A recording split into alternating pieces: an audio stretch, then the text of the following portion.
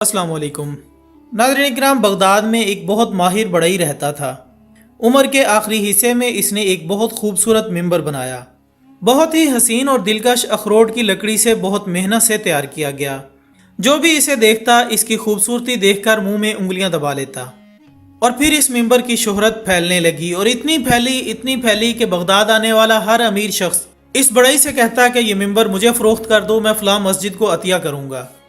लेकिन बढ़ई का हमेशा एक ही जवाब होता कि नहीं जनाब, ये मिंबर तो मस्जिद अक्सा में सजेगा। लोग ताज्जुब में पड़ जाते कि भाई मस्जिद अक्सा तो ईसाइयों के कब्जे में है, फिर ये मिंबर कैसे मस्जिद अक्सा में सजेगा। बढ़ई सबकी बातें सुनता और फिर एक ही जवाब देता, मेरा काम बस इतना ही था, मैं एक फनकार हूँ, मिंबर बनाता हूँ। कभी कोई बहादुर जंगजू उठेगा और बैतुल मुक़द्दस हासिल करेगा, फिर ये मिंबर इसकी जीनत बनेगा। नाज़रीन वक्त यूं ही गुजरता रहा। मिंबर की कहानी शहर शहर हर बच्चे की जुबान पर आ चुकी थी। हर कोई मिंबर की खूबसूरती बताते वक्त एक की 10 बताता। फिर ये कहानी एक 7-8 साल के बच्चे तक पहुंची, मगर वो मिंबर की खूबसूरती से ज्यादा इसके बनाने वाले के जज्बे से मुतासिर था। उस बच्चे ने दिल में सोचा कि क्यों ना बैतुल मुक़द्दस को आज़ाद करने वाला वो इंसान मैं ही बनूं। बस इसने जंगी सलाहियतों पर तवज्जो देनी शुरू की। इस बच्चे ने दिन रात एक कर दिया और खूब मेहनत की। नाज़रीन फिर दुनिया ने देखा कि 40 बरस बाद वो मिंबर इसी बहादुर के हाथों मस्जिद अक्सा में नस्ब हुआ और लोग इस बहादुर बच्चे को आज भी सलाहुद्दीन अयूबी के नाम से जानते हैं। नाज़रीन इकराम इनके बारे में कहा जाता है कि सुल्तान सलाहुद्दीन अयूबी को जब मिस्र का गवर्नर मुकर्रर किया गया और आप जब मिस्र तशरीफ़ लाए तो कहा गया कि हुजूर आप बड़ी लंबी मुसाफत से तशरीफ़ लाए हैं, पहले आराम कर लें। इस पर सुल्तान सलाहुद्दीन अयूबी ने जवाब दिया कि मेरे सर पर जो दस्तार रख दी गई है मैं इसके अहल न था। इस दस्तार ने मेरा आराम और मेरी नींद खत्म कर दी है, लिहाजा क्या आप हजरात मुझे इस छत के नीचे नहीं ले जाएंगे जहां मेरे फराइज मेरा इंतजार कर रहे हैं। इस पर सुल्तान के नायब ने फरमाया कि क्या हुजूर काम से पहले कुछ खाना पसंद नहीं करेंगे। सुल्तान इनको देखकर मुस्कुरा उठे, लेकिन अगले ही लम्हे वो खुशी ज़ाहिल हो गई जब वहाँ 4 नौजवान लड़कियां हाथों में फूलों की पत्तियां लिए खड़ी थी। उन्होंने सुल्तान के कदमों में पत्तियां बिखेरना शुरू कर दी और साथ ही दफ और शहनाइयां बजने लगी। सुल्तान ने फूलों की पत्तियां देखी तो कदम रोक लिए और फरमाया, सलाहुद्दीन अयूबी यहाँ फूलों की पत्तियां मसलने नहीं आया। अगर मेरी राह में कुछ बिछाना चाहते हो तो वो एक चीज़ है जो मेरे दिल को सुकून देती है, वो है सलीबियों की लाशें। इसके बाद सुल्तान ने एक नज़र सबको देखा और दबदबे से कहा कि जानते हो सलीबी सल्तनत इस्लामिया को चूहों की तरह खा रहे हैं, और जानते हो वो कामयाब क्यों हो रहे हैं? सिर्फ इसलिए कि हमने फूलों की पत्तियों पर चलना शुरू कर दिया है। मेरी नज़र फ़लस्तीन पर लगी है और तुम मेरी राह में फूल बिछाकर मिस्र से भी इस्लाम का परचम उतरवा देना चाहते हो। उठा लो ये फूल मेरे रास्ते से, मैंने इन पर कदम रखा तो मेरी रूह कांटों से छलनी हो जाएगी। हटा दो इन लड़कियों को मेरे रास्ते से, कहीं ऐसा ना हो कि मेरी तलवार इनके दिलकश बालों में उलझ कर बेकार हो जाए। ख़वातीन हज़रात, उस वक्त सुल्तान सलाहुद्दीन अयूबी ने तारीख साज अल्फाज कहे कि मुझे डर लगने लगा है कि मुसलमान अगर जिंदा रहे तो वो हमेशा सलीबियों के गुलाम और आलाकार रहेंगे और वो इसी पर खुश होंगे कि चलो हम जिंदा तो हैं, मगर वो कौम की हैसियत से मर चुके होंगे। लेकिन मेरी ये बात हमेशा याद रखना कि जहाँ रोटी मजदूर की तनख्वाह से महंगी हो जाए वहाँ 2 चीज़ें सस्ती हो जाती हैं, एक औरत की इज्जत और दूसरा मर्द की गैरत। नाज़रीन इकराम, दरअसल मस्जिद अक्सा के शहर यरूशलेम को हज़रत उमर बिन खत्ताब रज़ी अल्लाह तआला अन्हु के ज़माने में फ़तह किया गया था। मुसलमान हुक्मरानों ने तमाम अदियान के मानने वालों को बैतुल मुक़द्दस का तवाफ़ करने की इजाज़त दे दी और यह भी ऐलान किया गया कि अगर वो यहाँ कुछ अरसा क़याम करना चाहें तो इन्हें इतराज़ नहीं होगा, बल्कि इन्हें इबादत की भी मुकम्मल आज़ादी दी गई। लेकिन नाज़रीन कुछ ही अरसा बाद ईसाई इस हद तक दिलेर हो गए कि उन्होंने बैतुल मुक़द्दस में गाना बजाना और रक़्स करना शुरू कर दिया। मुसलमान हुक्मरान जिन्हें सुल्जोक तुर्क कहा जाता था उस वक्त शाम, फ़लस्तीन और इराक़ के हुक्मरान थे। इन हुक्मरानों ने ईसाइयों से गुजारिश की कि वो बैतुल मुक़द्दस के तक़द्दुस का ख्याल रखें और इस मुक़द्दस शहर का एहतराम करें। लेकिन ईसाइयों को ये बात कतई तौर पर अच्छी नहीं लगती थी कि इस मुक़द्दस शहर में मुसलमान भी मौजूद रहें। लिहाजा उन्होंने मुख्तलिफ तरीक़ों से हुक्मरानों और इंतज़ामिया को उकसाया और इश्तियाल अंगेज़ी की। इस बात ने मुसलमानों को मजबूर किया कि वो ईसाइयों को नज़्म व ज़ब्त की पाबंदी करने पर मजबूर करें। उन्होंने इनके खिलाफ सख्त इक़दाम उठाने का फैसला किया। ख़वातीन हज़रात, इधर एक ईसाई राहब जिसका नाम पीटर था ने कुछ मन घड़त कहानियाँ लोगों को सुनाई और ईसाइयों को इस बात का यकीन दिलाया कि मुसलमान इन पर तशद्दुद कर रहे हैं। उसने अपनी इन झूठी कहानियों का वावेला यूरोप के तमाम बड़े मुल्कों यानी बरतानिया, जर्मनी, इटली और यूनान में किया।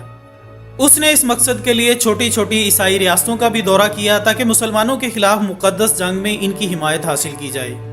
دوستو، پوپ نے سن 1095 عیسوی میں فرانس میں ایک کانفرنس منعقد کی جس میں عیسائیوں پر زور دیا کہ وہ اٹھ کھڑے ہوں اور یروشلم کو مسلمانوں سے آزاد کروائیں۔ انہوں نے صلیبی جنگوں میں حصہ لینے کے لیے کوئی 10 لاکھ لوگوں کو جمع کیا۔ صلیبی جنگوں میں حصہ لینے والے یہ عیسائی جتھوں کی صورت میں یروشلم کی طرف بڑھنے لگے۔ دوسری طرف مسئلہ یہ تھا کہ مسلمان داخلی جھگڑوں کی وجہ سے کمزور ہو چکے تھے۔ وہ اپنا دفاع مضبوط طور پر نہ کر سکے اور 42 دنوں کے بعد انہوں نے اپنی جدوجہد ترک کر دی، جبکہ دوسری طرف عیسائی حملہ آوروں نے مسلمانوں کے خون سے خوب ہولی کھیلی۔ ایک عینی حملہ آور نے بتایا کہ یروشلم کی گلیاں ٹخنوں تک خون میں ڈوبی ہوئی تھیں، پورے شہر میں مسلمانوں کی لاشیں ہی لاشیں بکھری پڑی تھیں۔ ناظرین، ایک فرانسیسی مورخ کا خیال ہے کہ صفاقی اور بربریت کی ایسی مثال تاریخ پیش کرنے سے قاصر ہے۔ وہ مسلمانوں کو ان کے گھروں کی چھتوں سے نیچے پھینک دیتے اور بعض صورتوں میں انہیں زندہ بھی جلا دیا جاتا۔ عیسائیوں نے مسلمانوں کے ساتھ جو سلوک کیا وہ اس کے بالکل برعکس تھا جو مسلمانوں نے یروشلم کی فتح کے وقت کیا تھا۔ اس کے علاوہ ان میں بہت سے ایسے علماء بھی تھے جو دنیا کے مختلف علاقوں سے ہجرت کر کے آئے تھے۔ ان لوگوں نے اپنی زندگی کو اللہ کی عبادت کے لیے وقف کر دیا تھا۔ مسجد انسانی خون اور انسانی اعضاء سے بھری پڑی تھی۔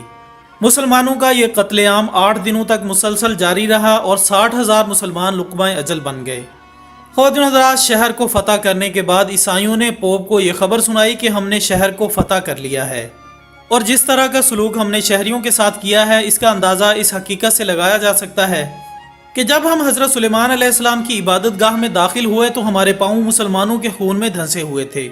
یروشلم پر قبضے کے بعد پوری مسلم دنیا پریشان تھی، لیکن خلیفہ اتنا کمزور تھا کہ کچھ نہ کر سکتا تھا، یہاں تک کہ وہ عیسائیوں کے عتاب سے مسلمانوں کو بچانے کے لیے کوئی مدد بھی روانہ نہ کر سکا۔ جلد ہی جنگ میں حصہ لینے والے تمام فوجیوں کو پورے یورپ کا سہارا مل گیا اور انہوں نے فلسطین، شام اور دیگر ہمسایہ علاقوں پر قبضہ کر لیا۔ اس بے رحمانہ خون خرابے کی وجہ سے طرابلس میں مسلمانوں کا وہ نادر خزانہ بھی تباہ ہو گیا جس میں علم و دانش، فلسفہ اور سائنس کے موضوعات پر کوئی 30 لاکھ کتابیں موجود تھیں۔ دوستو، پہلی صلیبی جنگ کے بعد کئی کوششیں کی گئیں کہ مسلمانوں کو منظم کیا جائے تاکہ وہ عیسائیوں کے خلاف متحد ہو جائیں، لیکن سب کے سب لاچار نظر آئے۔ آخرکار عماد الدین زنگی کا بیٹا نصیر الدین زنگی، جو کہ موصل کا حکمران تھا، اس نے عراق اور شام کے کئی علاقوں پر قبضہ کر لیا اور عیسائیوں سے کئی دوسرے شہروں کو بھی آزاد کرا لیا، مگر وہ اتنی بڑی فوج اکٹھی نہ کر سکا کہ یروشلم کو آزاد کروا سکے۔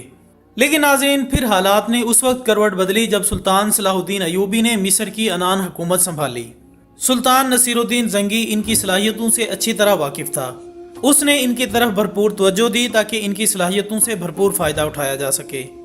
صلاح الدین ایوبی نے فاطمی حکمرانوں کا تختہ الٹا اور 1175 میں مسلمانوں کا حکمران بنا۔ بعد میں اس نے مسلم دنیا کے بہت سارے علاقوں کو متحد کیا جس میں مصر، شام، لبنان اور شمالی عراق شامل تھے۔ سن 1183 میں اس نے دمشق کو دارالحکومت بنایا اور 1186 میں اس نے یروشلم کے مقدس شہر کو بھی فتح کر لیا۔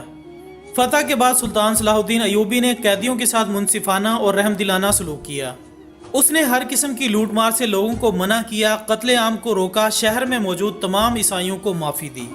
اس نے عیسائیوں کو ان کی عبادت گاہوں میں عبادت کرنے کی اجازت بھی دے دی۔ تمام کے تمام عیسائی قیدیوں کو باعزت طور پر رہائی دے دی گئی۔ خواتین حضرات، سلطان صلاح الدین ایوبی نے جس طرح عیسائیوں اور یہودیوں سے برتاؤ کیا، اس سے اس نے مغرب کے لوگوں کے دل جیت لیے۔ اسی اثناء میں برطانیہ، فرانس اور جرمنی نے بہت بڑی فوج اکٹھی کی تاکہ لوگوں کو پھر سے صلیبی جنگوں کی دعوت دی جائے۔ انہوں نے سن 1190 میں فلسطین اور یروشلم پر حملہ کر دیا۔ سلطان کو جب کہیں سے مدد نہ ملی تو وہ تنہا اس جنگ میں کود پڑا۔ انگلستان کا بادشاہ رچرڈ شیردل اس کا مد مقابل تھا۔ دونوں ایک دوسرے کے آمنے سامنے آئے، جنگ شروع ہوئی۔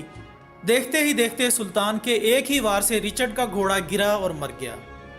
رچرڈ بے بسی کی تصویر بنے کھڑا تھا۔ سلطان چاہتا تو ایک ہی وار سے اسے جہنم رسید کر سکتا تھا، لیکن اس کی غیرت نے ایک بے بس شخص پر ہاتھ اٹھانا گوارا نہیں کیا۔ سلطان نے اپنے فوجیوں کو حکم دیا کہ بادشاہ کے لیے گھوڑا لایا جائے تاکہ وہ گھوڑے پر بیٹھ کر مقابلہ کر سکے۔ دوستو، سلطان کی اس جواں مردی، فیاضی اور رحم دلی سے رچرڈ اتنا متاثر ہوا کہ اس نے لڑنے سے انکار کر دیا۔ دونوں نے ایک معاہدے پر دستخط کیے جس کی روح سے دونوں ملکوں کے باشندے آزادانہ طور پر مقدس مقامات کی زیارت کر سکیں گے۔ ناظرین، یہ تھے ہمارے فاتح تاریخ اسلام صلاح الدین ایوبی۔ اللہ عز و جل کی سلطان پر رحمت ہو اور اللہ اسلام کو پھر سے ایسے حکمران عطا کرے جو ہر غزہ پر اسرائیلی بمباری کا منہ توڑ جواب دے سکے، آمین ثم آمین۔ اسی دعا کے ساتھ ہماری آج کی اس ویڈیو کا اختتام ہوتا ہے۔ ویڈیو پسند آنے کی صورت میں اسے زیادہ سے زیادہ سوشل میڈیا پر شیئر کریں اور کومنٹس کی صورت میں سلطان صلاح الدین ایوبی کے بارے میں آپ کیا کہنا چاہتے ہیں ہمیں ضرور بتائیے گا۔ ہماری اگلی ویڈیو آنے تک